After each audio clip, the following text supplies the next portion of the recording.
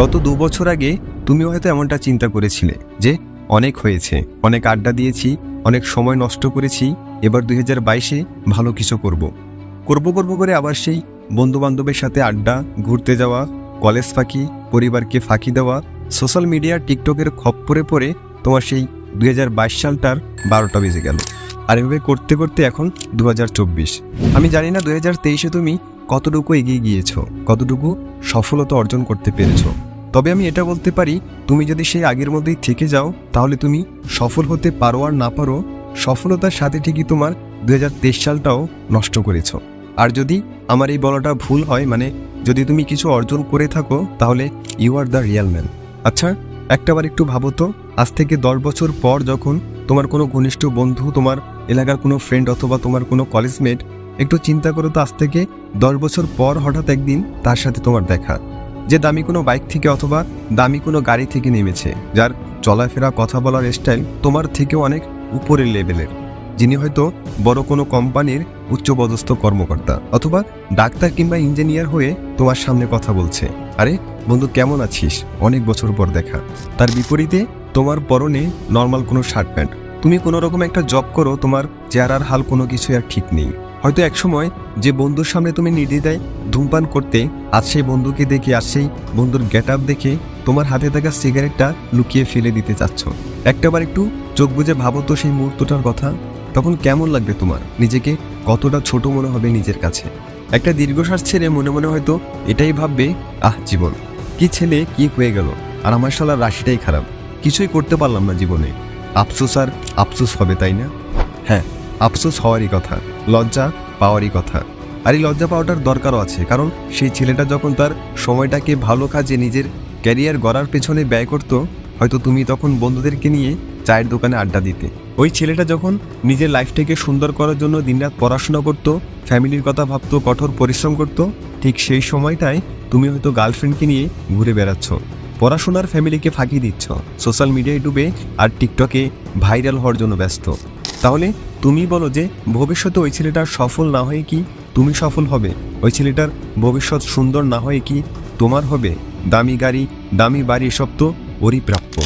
একজন ব্রিটিশ লেখিকা মারিয়া অ্যাজওয়ার্থ, তিনি বলেছিলেন, আমরা যদি সময়ের যত্ন নেই তবে সময় আমাদের জীবনের যত্ন নিবে। আসলে জীবনের কঠিনতম বাস্তবতা এটি। আজ তুমি তোমার সময়টাকে যেভাবে ব্যবহার করবে, ভবিষ্যতের সময় ঠিকই তোমাকে তা ফিরিয়ে দেবে, হোক সেটা ভালো অথবা মন্দ। সময় কাউকে ঠকায় না, আর এটাই হচ্ছে প্রকৃতির নিয়ম। বন্ধুরা, মাফ করবে, আমি চাই না যে ওরকম কোনো খারাপ সিচুয়েশন তোমার জীবনে আসুক। আমি চাই না ফেলে আসা বছরগুলোর মতো তোমার এই 2024 সালটাও ধ্বংস হয়ে যাক, তোমার ভবিষ্যৎটা অন্ধকার হতে থাক। আর তাই আজকের এই ভিডিওতে তোমাকে এমন 6টি রুলস বলতে চলছি, যদি তুমি তা মেনে চলতে পারো তাহলে এই বছরটা তোমার জন্য অন্যরকম হতে চলছে। এই একটা বছর যদি তুমি এই রুলসগুলো তোমার জীবনে মেনে চলতে পারো, তাহলে তোমার আগামী বছরগুলো পরিবর্তন হয়ে যাবে। তোমাকে সফল হওয়া থেকে কেউ আটকাতে পারবে না। তবে হ্যাঁ, তোমরা যারা 2023 সহ গত বছরগুলো নষ্ট করেছো তাদেরকে বলছি, শুধুমাত্র এই ভিডিওটি দেখার ফলেই তোমার 2024 সালটা ভালো যাবে না, যতক্ষণ না তুমি আজকের এই ভিডিওতে বলতে যাওয়া রুলসগুলো নিজের জীবনে ইমপ্লিমেন্ট না করবে।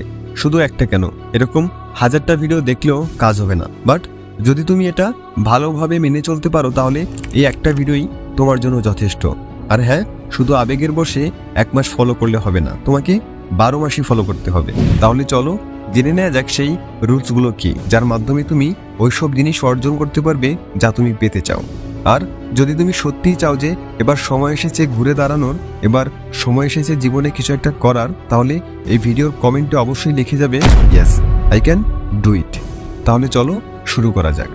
Number 1, analyse 2023। আমি আর সবার মতো তোমাকে এটা বলবো না যে গত বছরগুলোতে তুমি যা যা করেছো তা সব ভুলে যাও, বরং তোমাকে এটা বলবো যে এই নতুন বছরটায় আবার সবকিছু নতুন করে শুরু করার আগে তোমার পিছনে করে আসা ভুলগুলো জানা দরকার। কোন কারণটার জন্য তোমার 2023 সালটা খারাপ গেল সেটাকে খুঁজে বের করো। হতে পারে এর মধ্যে ডিসিপ্লিন, কনসিস্টেন্সি, বাজে কোনো অভ্যাস, খারাপ কোনো নেশা, অথবা কোনো মেয়ের চক্করে পড়া, কিংবা ব্রেকআপ হয়েছিল মুভ অন করতে পারোনি, অথবা এমনও হতে পারে তুমি পরিশ্রম করেও সফলতা পাওনি। এরকম অনেক কারণ থাকতে পারে তোমার 2023 সালটা খারাপ যাওয়ার।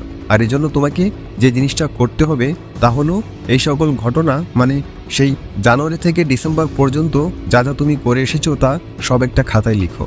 এর জন্য 2 থেকে 3 দিন সময় লাগতে পারে। রোজ 1 থেকে 2 ঘন্টা একটা ফাঁকা রুমে বসে তুমি এসব লিখবে।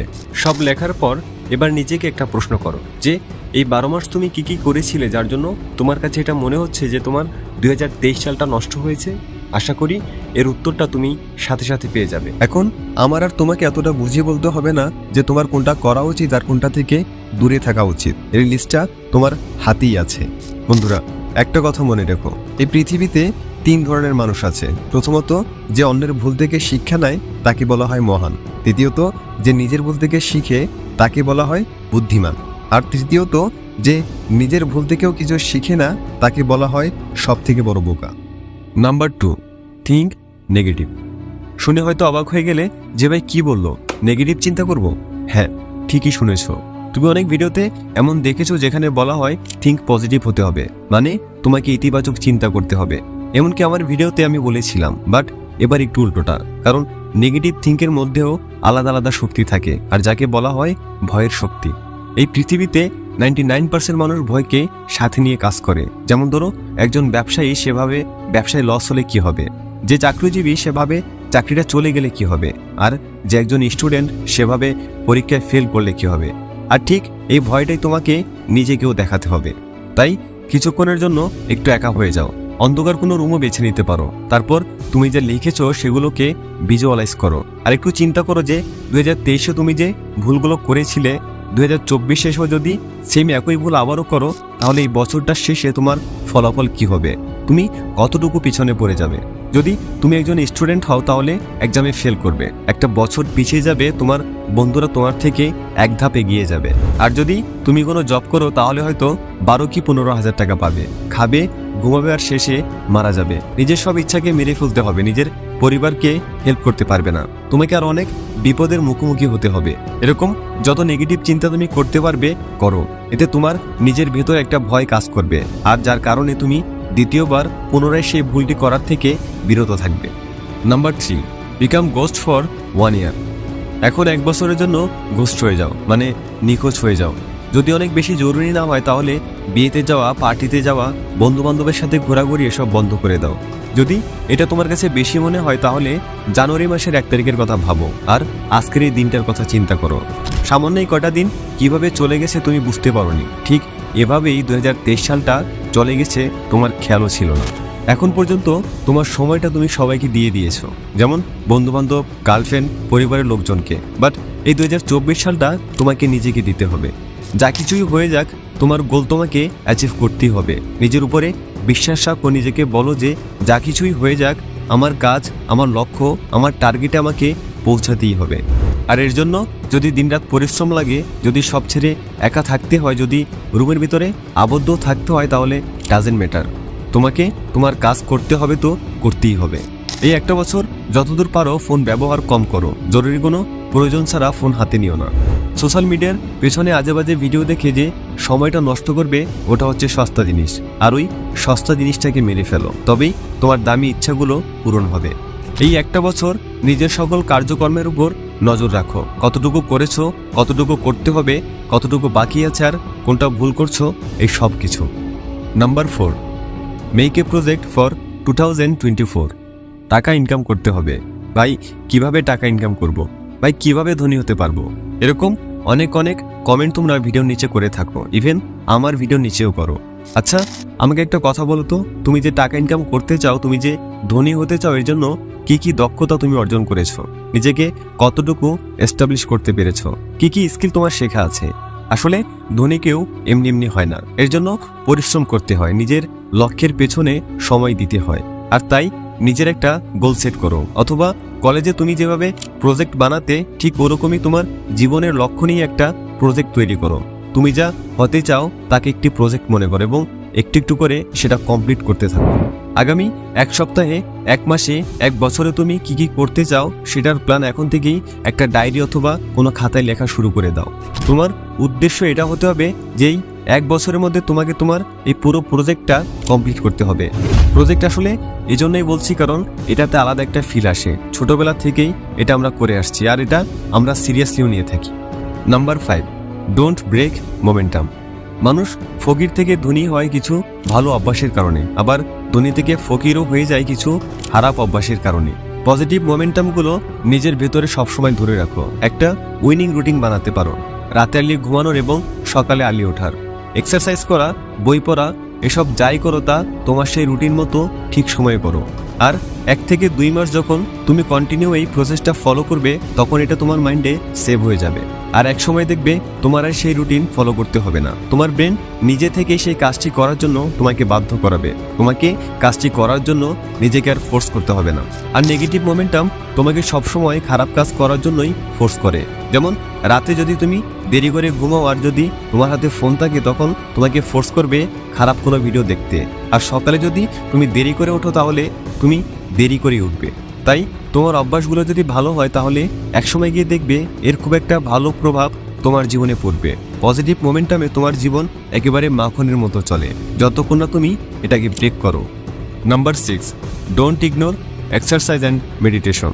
আমরা আমাদের জীবনে টাকা উপার্জন করার জন্য এত বেশি ব্যস্ত হয়ে যাই যে নিজের শরীরের দিকে আর খেয়াল থাকে না। আসলে টাকা দিয়ে কি হবে যদি তোমার শরীরটাই ভালো না থাকে? এই শরীরটার জন্যই তো এত কিছু। আমরা আমাদের জীবনে এতটা ব্যস্ত হয়ে পড়ি যে আমরা আমাদের স্বাস্থ্য আর মেন্টাল হেলথকে ইগনোর করে বসি। একজন ব্যক্তি যিনি ড্রিঙ্ক করে না, ধূমপান করে না, এক্সারসাইজও করে না, শুধু খাবার খায়, ঘুমায়। আরেকজন ব্যক্তি যিনি ড্রিঙ্ক করেন, ধূমপানও করেন কিন্তু প্রতিদিন 1 ঘন্টা এক্সারসাইজ করেন। আগামী 5 বছর পর দ্বিতীয় ব্যক্তি প্রথম ব্যক্তির থেকেও ফিট থাকবে, কারণ এক্সারসাইজ না করাটা নেশার থেকেও ক্ষতিকর। আর তাই 2024-এ একটি নিয়ম বানিয়ে নাও যে তোমাকে প্রতিদিন এক্সারসাইজ করতে হবে।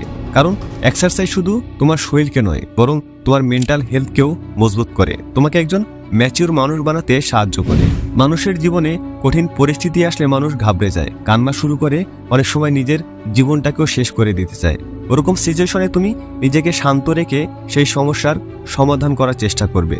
আর এজন্য তুমি এক্সারসাইজ এবং মেডিটেশনকে তোমার জীবনে ইমপ্লিমেন্ট করবে, কারণ মেডিটেশনের অনেক পাওয়ার আছে বন্ধুরা, যেটা তোমার মনকে শক্তিশালী এবং তোমার চিন্তা ভাবনাকে উন্নত করতে সাহায্য করবে।